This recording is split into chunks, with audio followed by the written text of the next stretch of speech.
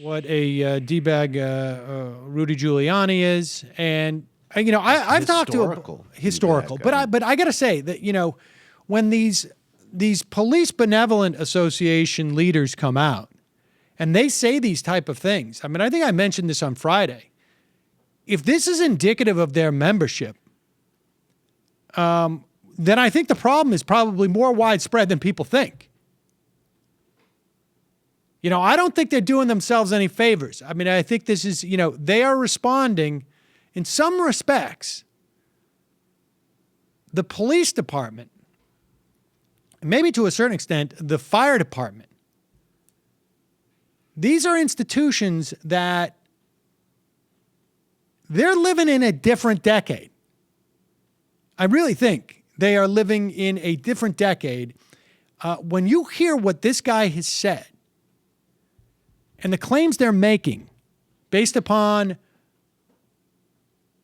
in New York City, the protests have been, I mean, you can't say completely nonviolent, but to the extent that you can generalize about any of this, completely nonviolent. Especially when you got something like 30,000 people marching in the streets. I mean, and they are responding to violence.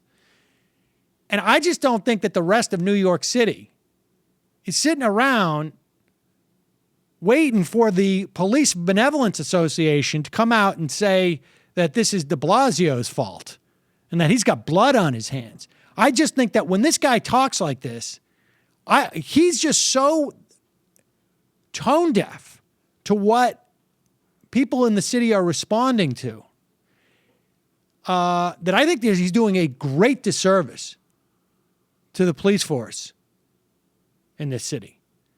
And I will say this too.